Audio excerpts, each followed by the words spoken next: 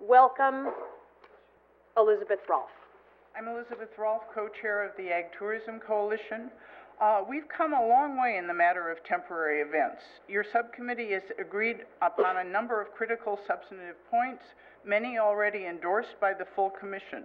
The most important, we believe, are temporary annual events, defined categories of events, most with minimal permitting requirements, no new construction allowed, that was at least our understanding, fee schedule to cover permit processing and improved enforcement, level of scrutiny tied to potential impacts, and an intent section that clarifies ordinance purposes. Overall, more temporary events will be allowed with this proposal, and more permits will be easy and inexpensive. All of these are good things, we believe. So where are we now?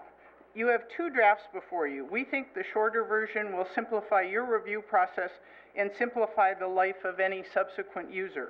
We urge that you use it. The current draft still has a number of substantive holes that need attention. The numbers regarding size and frequency have not been fine-tuned yet to reflect the different needs of the various zoning categories. For example, what is appropriate for commercial may well not be reasonable for ag land. These need to be reviewed. As the staff report noted, there is some concern regarding what will be allowed on ag land. Consistent with county ag policies and the subcommittee decision, we strongly urge you to limit temporary event activity on ag land to include agricultural, nonprofit, and educational events only. Special events, we believe, are not consistent with promoting agriculture. You want to help farmers and ranchers make their agriculture profitable, not help them get into another business. Similarly, design standards need work. Standards have not been fine-tuned for the different zoning categories, and they need re-examination with a more creative attention to those differences and to the needs of all stakeholders, including neighbors and neighborhoods. As noted before, the fee schedule needs to be worked out as well. Finally, we should all remember that this event effort is just one of 6 pieces of a county ag tourism package. We still have processing, retail, lodging, recreation, and signs to come. So it's important that we are aware of what precedents we might be establishing here. From the outset, the Ag Tourism Coalition has urged aggregation, reviewing all of the pieces before adopting any to give you an opportunity to harmonize. You might want to reconsider, we think, the value of that approach as well. Thank you very much. Ms. Rolfe, while you're up, because I know you're the writer of this draft that's been submitted to us, will you just talk a little more about the differences in kind of format? I think there aren't substantive differences in this draft and the one staff has presented. Substantive difference or format? Well, both. I think we're talking a lot about format differences, and as we go through how you think the format of this one helps us. Our feeling about it, the effort was to make it consistent with the substance of the draft that came from the planning department, and to the degree that's not the case, it was not intentional. Some of it, we have the 300 limit in there for nonprofits because that was what was in the draft that we saw, for example. It wasn't something that we invented or were supporting. The format changes that we used to construct the second draft, our goals were, first of all, to shorten it so that you could you could get from the beginning to the end without losing track of where you were. The second goal was to put an intent section in there that was up front, so you knew what the commission's and ultimately the Board of Supervisors' intentions were, so that for future interpretation and implementation, when there were decisions when there were to be made that were discretionary, you had some sense of where what the original intent was. This is a process that's often used in ordinance and law construction.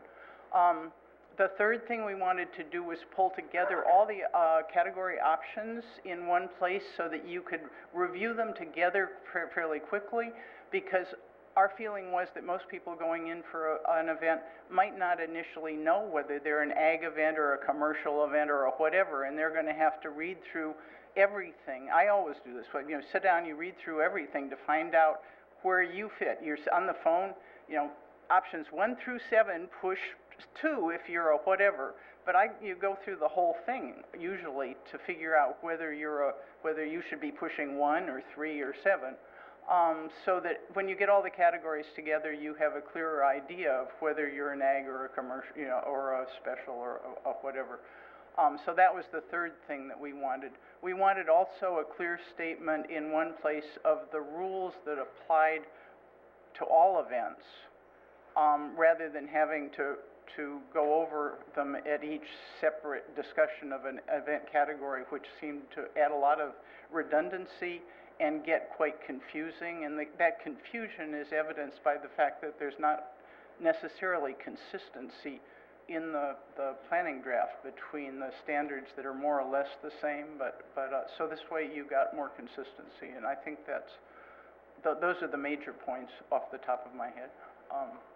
But getting it shorter so you could get your hand on it and get the rules pretty crisp so that you guys can figure out what your stand is on the position, on the points was one of the major ones. Thank you, Ms. Ralph. My name's Sandy Sigurdsson. I'm the executive director of the San Luis Obispo Symphony and a resident of the city of San Luis Obispo.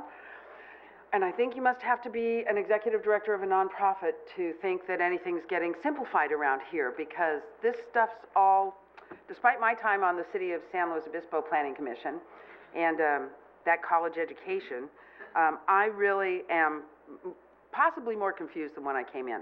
And when I came in, I thought we were talking about something that was going to limit nonprofit events to 300, which was inspiring for some of us to show up today, that's for sure. I do wonder, when I see in the Tribune last week that the county is looking at the potential of 400 positions lost to the county, who's actually going to regulate and monitor and review these applications. But the public health and safety is a critical issue. It informs every decision about Pops by the Sea. I continue 5 years later. I was here in 2004, I'm back again in 2009. 5 years later, I continue to believe that this is not about public health and safety. This is about neighbors who perceive that they are bothered by special events. And I maintain that special events are what bring people to this community, that our wineries and our events and building community is what we do at these things. And I'd ask you to reject it. I reject the ordinance as it stands. Thanks for letting me speak. My name is Sandy Dunn. I live in Avila Beach. I'm president of the San Luis Obispo Symphony Board of Directors, and I'm here on their behalf today. I'm very passionate about working with others to help those who are less fortunate. And I do see these changes as making it much more difficult to do so. I respectfully ask the Commission to take the steps necessary to preserve these important community events, which so many people look forward to, and which do bring needed revenue into our county. Thank you for your time and your consideration. My name is John Dunn. I'm a resident of Avila Beach. I'm speaking as an individual, though I do serve as a member of the county's Economic Advisory Committee and as an officer or board member of several nonprofit organizations. I have reviewed the 34-page staff report as well as the previous ordinance. My comments today are more philosophically than technically oriented. And by the way, the improvements are noted and they're very much appreciated. My concern, however, is still that this proposed ordinance is overly complex, over-regulatory, and will have a substantial negative impact on the ability of our nonprofit organizations to conduct special events and on the nonprofit organizations themselves and ultimately on the economy of our county. Instead of developing special event permits to deal with a few commonly recognized problems, the ordinance imposes increasingly severe land use permits which were primarily designed for major land use and development issues.